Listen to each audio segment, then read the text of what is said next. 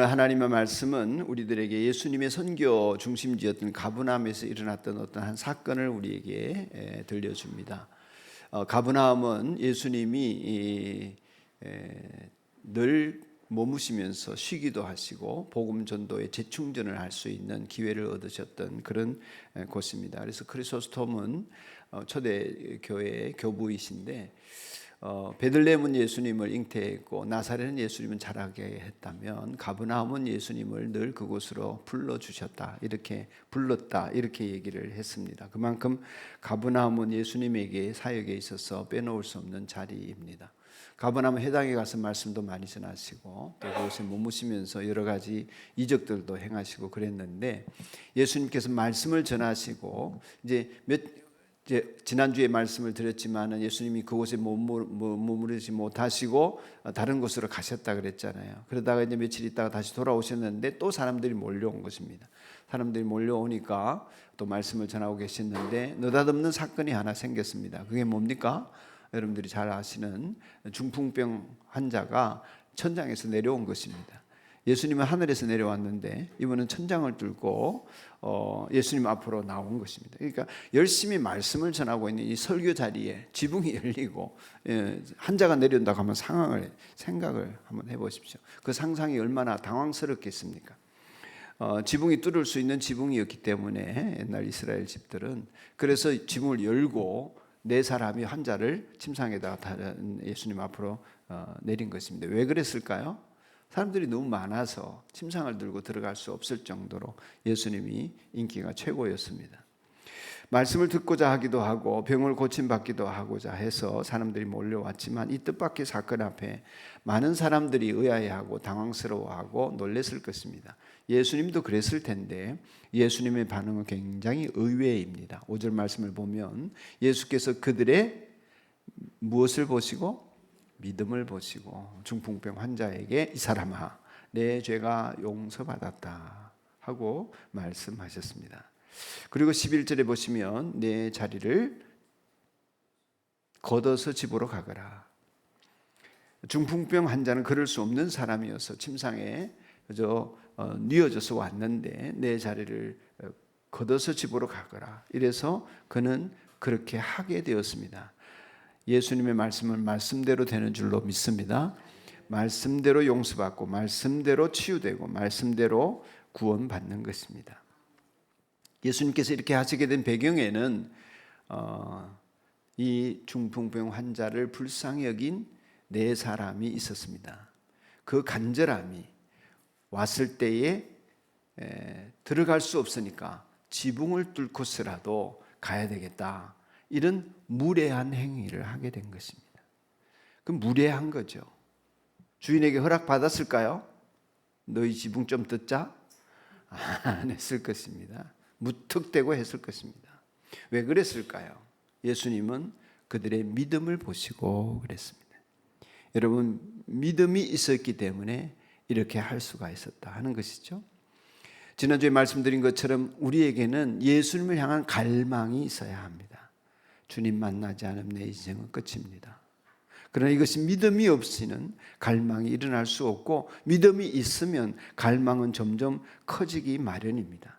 갈망이라 표현하든 열정이라 표현하든 열심이라 표현하든 이런 것이 있지 않고서는 그 열망이 없는 상태에서 게으른 상태로, 그래서 만나거나 말거나 만나든지 안 만나든지 그런다면 알기는 알겠는데 하면서 자기 인생에 바쁘다면 이룰 수 없는 일인 거죠. 그래서 게으른 사람은 믿음 생활할 수 없다, 그런 말씀도 드렸습니다. 믿음이 열심을 만들어내는 것입니다. 주님을 만나야 되겠다, 주님을 만나야만 한다, 주님을 만나면 된다, 이런 믿음이 있으니까 당장에 죽어가는 사람 두고 그냥 갈 수 없는 겁니다. 그냥 두겠습니까? 거기 가면 사는데.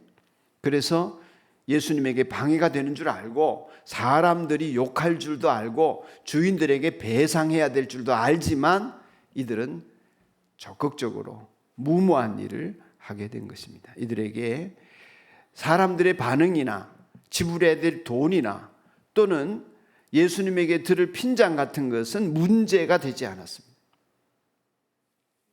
모두가 확신이 없이는 할 수 없는 일이었습니다. 확신을 가졌습니다. 어떤 일이 있더라도 그분 앞에만 가면 된다. 할렐루야. 이런 믿음을 가졌습니다. 성경도 없었는데, 십자가도 아직 없었는데, 오늘처럼 교회도 없었는데 그들은 예수님만 만나면 된다는 간절한 갈망을 가지고 이 무모한 일을 하게 된 것입니다. 그래서 예수님이 그들의 모습을 믿음이라 보셨습니다. 믿음이라고 하는 것은 모든 장애를 극복하면서 그분 앞에 서면, 그분 앞에 가면 내 문제가 해결된다고 바라보는 것입니다. 그래서 믿음은 바라는 것들의 실상. 지금 내 옆에 있는 이 사람의 운명이, 여러분 옆에 있는 성도의 운명이, 여러분과 함께 살고 있는 가족의 운명이 예수님 앞에 가면 해결된다.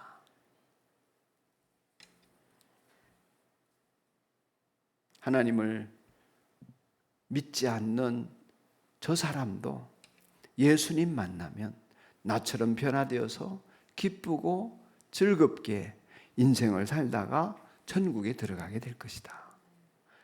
여러분 믿습니까? 아멘? 별로? 저 죽어가는 영혼이 예수님을 만나면 소망 가운데 살게 될 줄로 믿습니까? 아멘입니까? 그렇다면 됩니다.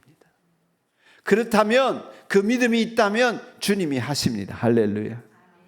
나를 믿는 자는 죽어도 살겠고, 죽어도 살겠고, 살아서 나를 믿는 자는 영원히 죽지 않는다. 믿습니까? 그 믿음이 있으면 됩니다. 그리스도를 구주로 믿는 믿음은 언제나 우리를 실망시키지 않습니다. 주님에게 나아가면 주님은 환자를 주목하여 보시고 그의 지난 날을 탓하지 않으시고 고쳐주신다고 했죠. 그의 질병을 고쳐주심은 그들의 믿음을 보시고 그랬습니다. 그 믿음은 예수님에 대한 확신, 그리고 예수님을 만나면 된다고 하는 확신이었습니다. 그 믿음은 무모한 일을 저지르게 만듭니다. 그래서 믿음은 모험입니다. 욕들어도, 비난받아도 똑같은 얘기인가요? 돈을 지불하더라도 믿음은 그래서 하나님의 권능이 나타나는 통로가 됩니다. 하나님을 믿어드리기 때문에, 하나님을 믿어드리는 우리 같은 신자를 통해서 하나님은 일하기를 기뻐하시는 거죠. 할렐루야. 믿음이 없이는 그래서 하나님을 기쁘시게 할 수 없다. 아멘. 그러므로 여러분 믿음의 사람인 것을 축하드립니다. 축복합니다. 왜 믿음이 그런 통로가 되는가? 우리가 하나님과 그 아들 예수님을 믿는 믿음이 있어서 적극적이 되기 때문입니다. 믿음이 없으면 소극적이 됩니다. 열의가 생기는 것은 예수님에 대해 확신을 가질 때에 열의가 생깁니다. 아, 나병 환자도 나았대. 우리도 가면 낫겠네? 그럼 데리고 가보지. 확신인 거죠. 열망인 거죠. 가령 여러분들이 죽을 병에 걸렸다가 어떤 약을 썼는데 깨끗이 나았습니다. 얼마나 좋습니까? 코로나에 걸렸는데 약을 먹고 나았습니다. 무슨 약이 좋아요? 그 약을 다른 사람들에게 선전 안 할 분 계십니까? 양심이 있으면 같은 병 걸린 사람한테 이 약 먹고 나 나았으니, 물론 약이 모든 사람에게 동일하게 다 낫는 것은 아니지만 나 그랬으니 하고 소개하지 않겠습니까? 내가 먹었던 약을 먹으면 틀림없이 나을 거라고 먹어보라고 하지 않겠습니까? 그게 믿음이에요. 그 약에 대한 믿음. 여러분이 좋은 것이 있으면 늘 소개하지 않습니까? 뭐 좋은 집에 가도, 좋은 카페에 가도, 어디 가서 좋은 물건을 사도, 음식점 맛있는 거 먹고 와도 그 집에 가니까 맛있더라, 사방팔방에다 선전하지 않아요? 그 음식 장사 잘하시는 우리나라의 대표적인 백종원 아주머니라고 계시지 않습니까? 그 백종원 사장님이 그런 얘기를 했어요. 제가 아주 도전을 받았습니다. 뭐냐 하면, 장사가 잘 되는지 안 되는지 어떻게 아나 할 때 가족을 데리고 오면 가능성이 있다는 거예요. 재방문율 이런 표현을 쓰더라고요. 가족을 데리고 오면 가능성이 있다. 근데 친구 데리고 오면 확실하다. 교회도 여러분들이 친구 데리고 오면 확실합니다. 부흥되는 교회가 돼요. 가족 데리고 오면 가능성이 있습니다. 목장에도. 공감이 되십니까? 공감이 되더라고요. 여러분이 재방문 안 하시면 어떻게 되겠습니까? 장사는 아니지만 틀림없다. 나을 수 있다. 이 집 맛있다. 절대로 산다. 반드시 문제가 해결됐다. 당신의 인생에 큰 복이 임할 것이다. 그건 내가 경험한 사람만이 할 수 있는 거예요. 내가 구원받고 내가 좋고 내가 기쁘고 내가 행복하고 내가 평안해야 할 수 있는 일입니다. 여러분이 그러기를 축복합니다. 만일에 내가 그렇게 구원받고 좋은 것을 얻고 약이 잘 들어서 나았고 뭐 맛있는 집에 갔는데 말하지 않는다면 두 가지 이유예요. 하나는 확신하지 못하거나, 그러니까 그건 아닌 거죠. 다른 하나는 악하거나, 내가 구원받아서 좋은데 남에게 말하지 않다면 그건 내가 악한 거예요. 그렇지 않습니까?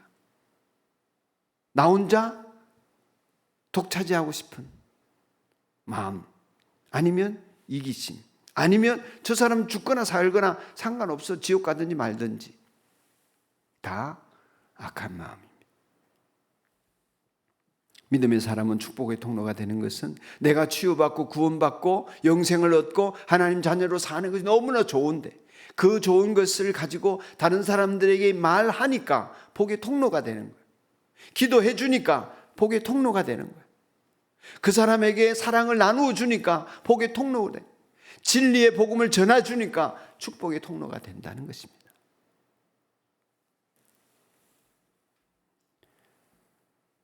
사람은 할 수 없지만 하나님을 믿는 사람은 가능하니 주께서는 믿음을 가지라고 하셨습니다. 하나님을 믿으니 또 나를 믿으라 하셨습니다. 믿는 사람에게는 능치 못한 일이 없느니라 하셨습니다. 그러니 우리 교회에 이런 믿음의 사람들이 많이 계심이 너무 감사합니다. 이 네 사람처럼 누구라도 어떤 일이 있어도 예수님 앞으로 데리고 가려고 발부둥을 치면서 복음을 전하고 예수님을 전하고 반복적으로 전하고 또 전하고 안 들으려고 해도 전하고 예수 믿어야 산다고, 예수 믿어야 산다고, 예수 믿어야 당신의 인생이 바뀌어진다고, 예수님 없이는 안 된다고 열심으로 전하는 사람들이 계신 것을 감사하게 생각합니다. 우리의 선행이나 우리의 육체적인 섬김이나 다른 사람들에게 친절한 것으로는 해결되지 않던 문제가 예수님 전함으로, 예수님 만남으로 순식간에 해결되는 은혜를 경험하게 되는 것입니다. 그 기쁨에 동참하지 못하고 누워있는 환자를 안타깝게 생각하지 못한다면 우리는 예수님을 소개하는 복의 통로가 될 수 없을 뿐만 아니라 나도 그것을 못 누린다는 증거가 될 것입니다. 믿음은 이렇게 적극적으로 때로는 무모하게 창피를 당하면서도 사람들이 멸시하는데도 예수님을 만나면 돼! 이 말을 하게 만들어주는 것입니다. 그러나 믿음 없는 사람은 항상 상식으로 돌아갑니다. 이성으로, 경험으로 안 되던데, 안 될 건데 합리적으로 생각합니다. 근데 합리적으로 생각하는 것이 좋은 것 같이 보이지만, 멋있어 보이는 것 같지만, 그러나 합리적으로 생각하면 믿을 것이 하나도 없습니다. 천지창조를 믿겠습니까? 부활을 믿겠습니까? 천국과 지옥을 믿겠습니까? 죽은 이후에 심판이 있다는 것을 믿겠습니까? 안 믿는 것입니다. 상식적으로 생각하고 합리적으로 생각하면 믿을 게 없습니다.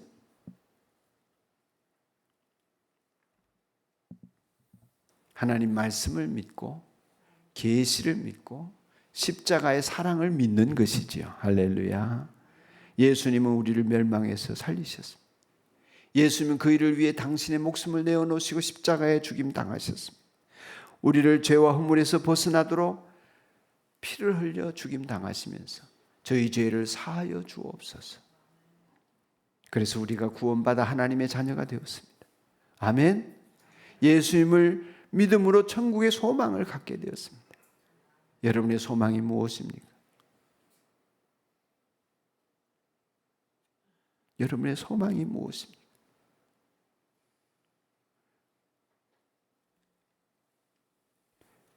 영원한 나라의 소망을 갖고 내게 임하는 자유와 축복을 누리게 된 여러분이라면 내 주변 사람에게 나는 어떤 사람이어야 합니까?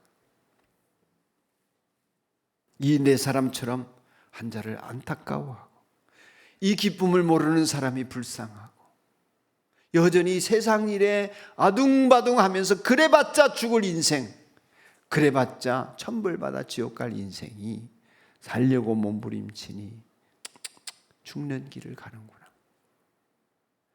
그러면 저주인데 저 사람을 어떻게 살려내나? 그렇다면 축복인 거죠. 아직도 주님을 믿지 않으므로 저 심령이 죽어 있구나. 인생이 죽어가고 있구나. 병들어 꼼짝달싹 못하는구나. 죄에 매여 옴짝달싹 못하는구나.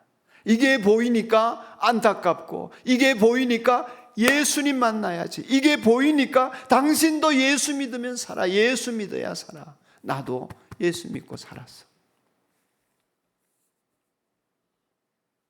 이 열의를 가지고 이 열성으로 주변에 증거하지 않겠습니까? 예수님을 전하려고 하지 않겠습니까? 나만 구원받으면 됐지, 때가 되면 구원 얻겠지, 그 사람 내가 상관할 바 있나? 내 옆에 누구라도, 내 앞에 누구라도 하나님의 자녀가 아닌 사람에 대해서 이 열망이 생기기 때문에 침상을 만들어서라도, 지붕을 뚫고서라도 그를 데려 예수님 앞에 데려오는 것입니다. 믿음을 가진 사람, 구원받은 사람 특징이라 하겠습니다.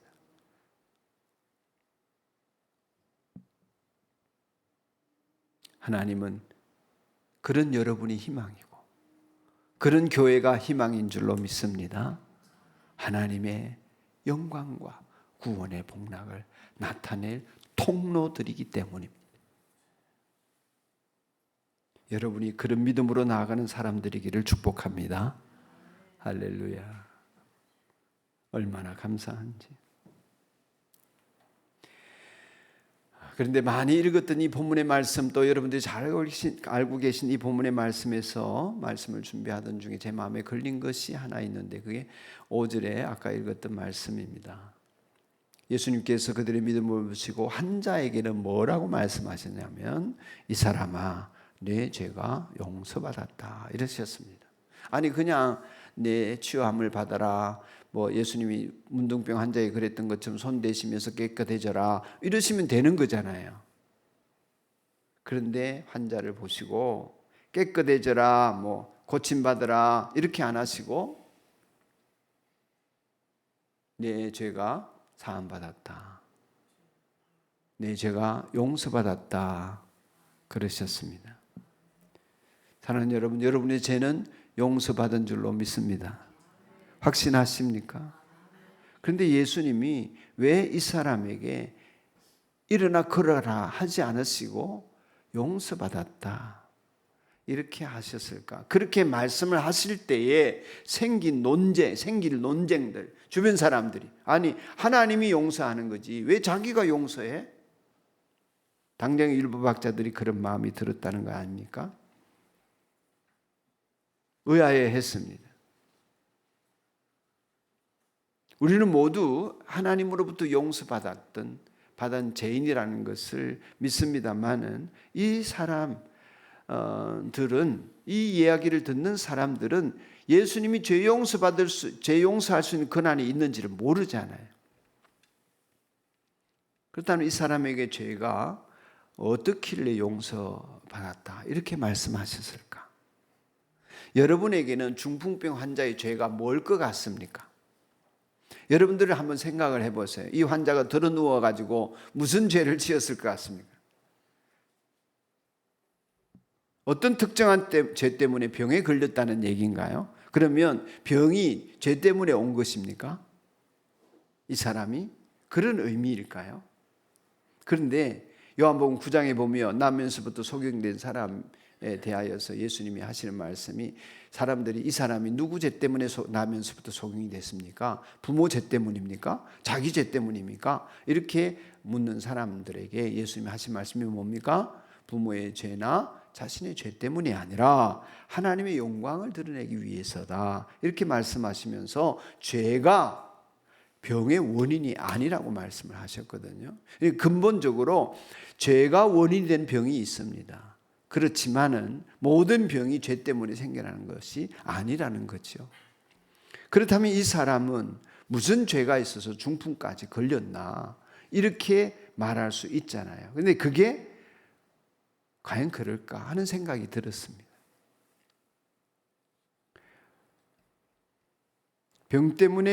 죄 때문에 병이 생긴 것이라고 하지 않는다면 이 사람은 무슨 죄가 있나 궁금했습니다. 예수님께서 사하시려는 죄가 뭘까 싶었어요. 이 사람의 죄인가요? 죄인으로 보는 세상의 죄인가요? 그것이 어디에서 비롯되었든지 간에 예수님은 용서를 선언하셨습니다. 이 사람이 회개했나요? 그런 일도 없습니다. 그러시는데 죄사함의 권세를 가지고 계심을 알려주시려고 말씀하셨다고 하시면서 10절을 보면 일어나 걸어가라 11절에 그렇게 하신 거죠. 10절 말씀을 보면 같이 한번 읽읍시다.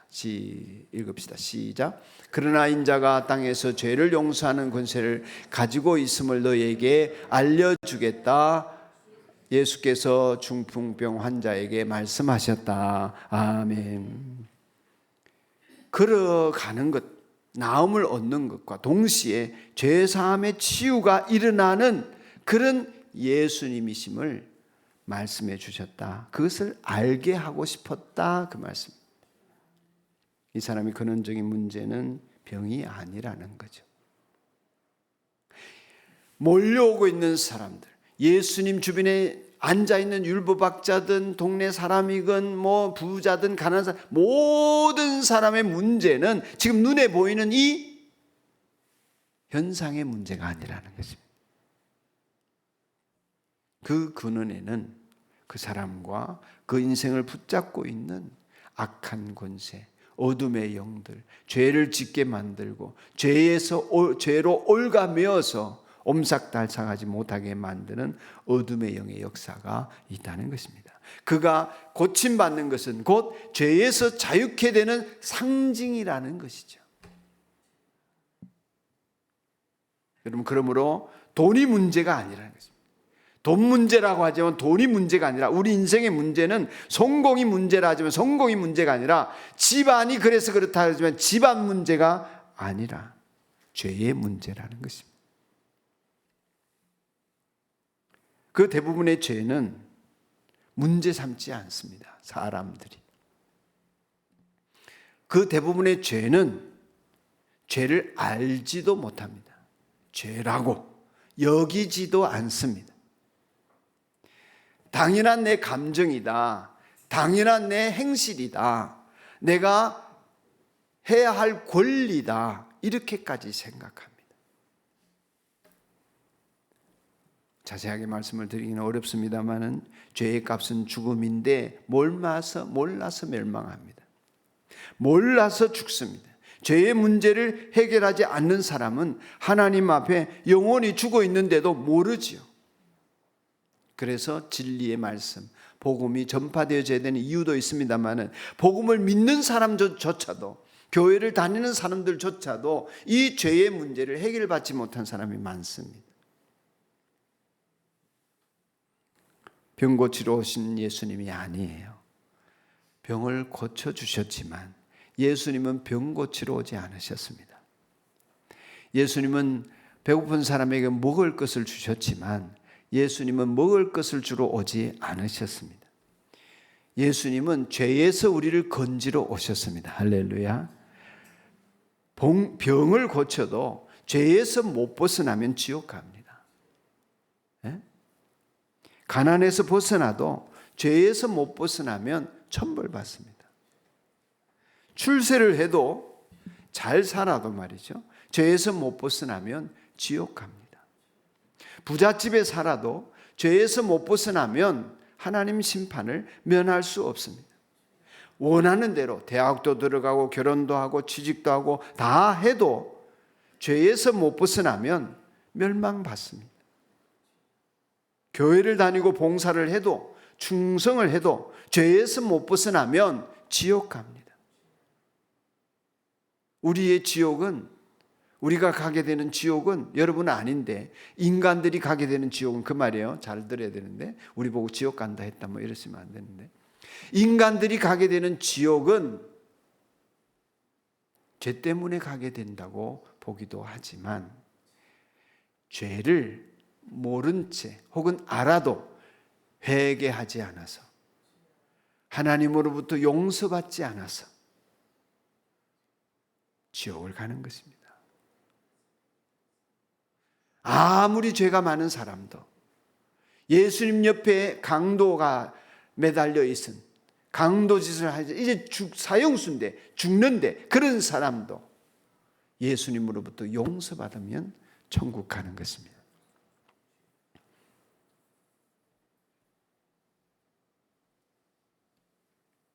예수님은 십자가에서 죄값을 지불하셨기 때문에, 그 예수님을 믿는 사람은 누구든지 구원을 얻도록 하셨기 때문에 그 은혜를 경험하기 원한다면 사회적인 죄든 구조적인 죄든 개인적인 죄든 예수님 앞에 가져와서 용서함을 받아야 합니다.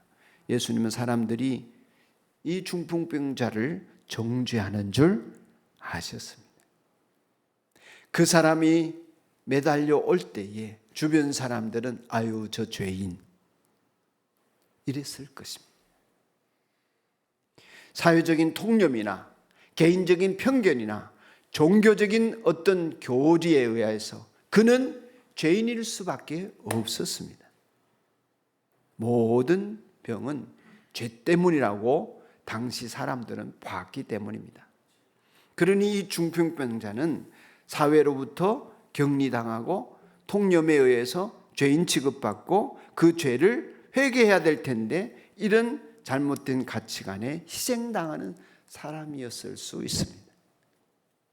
그래서 그에게 죄사함 받았느니라 말씀하심은 모든 주변의 눈총을, 그리고 편견과 또한 잘못된 가치관에 의해서 들었던 많은 수모들을 예수님이 해결해 주셨다.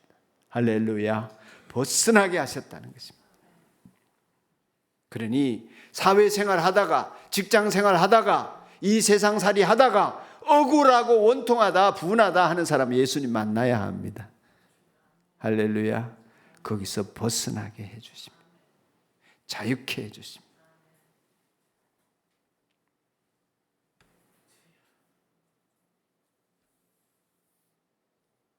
억울하면 마음에 불평과 원망이 가득하게 됩니다. 사랑을 모르기 때문에 미워하게 됩니다. 원수 맺게 됩니다. 예수 믿어도 그래요. 예수 믿고 교회 다니는데도 여전히 미워하고 원망하고 불평하고. 왜 그래요? 믿음이었기 때문에. 하나님의 사랑을 받았다는 믿음, 영원한 영생을 얻었다는 믿음, 내가 죽어도 천국 간다는 믿음, 나를 사랑하시는 하나님이 나를 위해 일하고 계시다는 믿음이 없으니까 내 기분대로 사는 거예요. 그게 죄인 줄 모르고 나는 억울하다, 원통하다, 저 사람이 잘못했다. 저놈이 원수다. 저놈이 죽어야 한다. 하나님 해결해 주세요.